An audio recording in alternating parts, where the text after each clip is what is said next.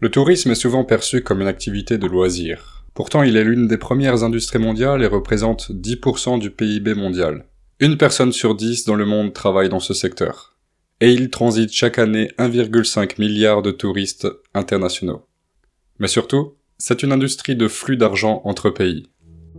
Dans le classement des pays qui attirent le plus de touristes dans le monde, les pays européens sont en tête, avec la France et l'Espagne, mais aussi l'Italie au 5e rang mondial. Les États-Unis et la Chine figurent également dans le top 5. C'est donc l'Europe qui domine en termes de densité et d'accessibilité, mais les grandes puissances attirent également. Nous allons voir que volume ne veut pas forcément dire rentabilité. Car en termes de revenus, ce sont les États-Unis qui sont numéro 1 mondial, avec plus de 200 milliards de dollars captés chaque année.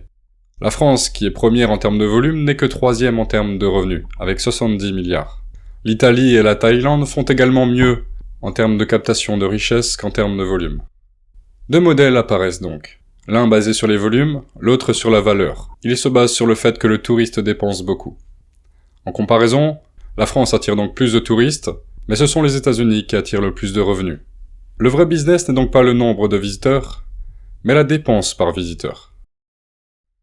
Le secteur du tourisme est une chaîne économique complète, répartie entre différents secteurs d'activité. Ceux qui en bénéficient le plus sont les compagnies aériennes, les hébergements, que ce soit les hôtels, les Airbnb, la consommation sur place, avec les restaurants et les loisirs, mais également les plateformes, telles que Booking et Expedia, qui captent une part non négligeable des revenus générés par les dépenses des touristes. Et enfin les États, qui captent les taxes et amortissent leurs infrastructures. Le touriste dépense en cascade, et certains acteurs sont parmi ceux qui captent le plus dans ce parcours client.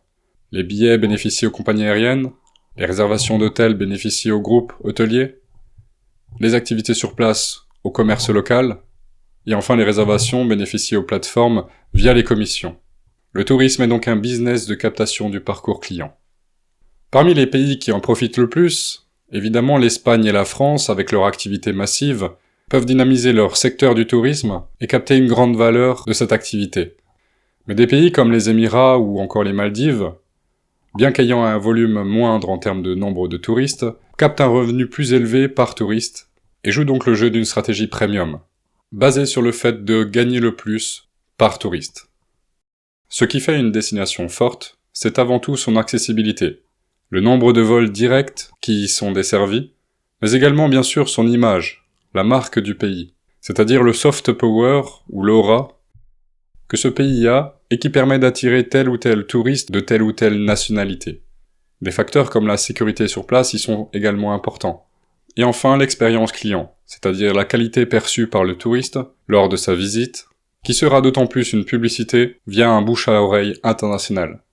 Le tourisme est donc une compétition entre territoires et entre cultures. Mais il faut faire attention, car le tourisme est puissant, mais aussi fragile. La crise du Covid et les conflits géopolitiques l'ont rappelé dernièrement.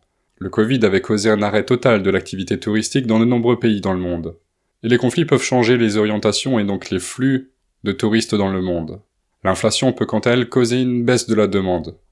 L'énergie influe sur les coûts des transports, l'un des secteurs de dépenses les plus importants pour les touristes, ce qui compose donc un risque de baisse des revenus lorsque le prix de l'énergie monte dans un pays.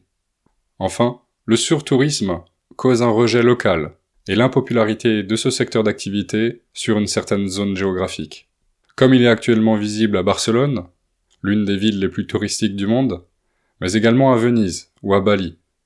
Car trop de touristes signifie une perte de la valeur perçue. Une destination peut donc mourir de son succès, et donc voir la demande baisser. Une industrie de flux et de pouvoir. Le tourisme n'est pas seulement un secteur d'activité. C'est un système mondial qui déplace des millions de personnes et des milliards de dollars dans le monde. L'image et l'influence d'une ville, d'un pays ou d'un site touristique vont affecter l'intérêt et l'attirance des touristes. Enfin, rappelons-le, certains pays attirent beaucoup de touristes, tandis que d'autres captent beaucoup de valeur. Nous ferons une vidéo sur la Coupe du Monde 2026 qui se déroulera aux États-Unis, au Canada et au Mexique, pour comprendre comment circulent les personnes et le flux d'argent lors d'un tel événement. Et quels sont les bénéfices pour une ou plusieurs nations lors de ce type de compétition mondiale. Je vous remercie pour votre attention, j'espère que cette vidéo vous a plu, et je vous dis à très bientôt pour une nouvelle analyse.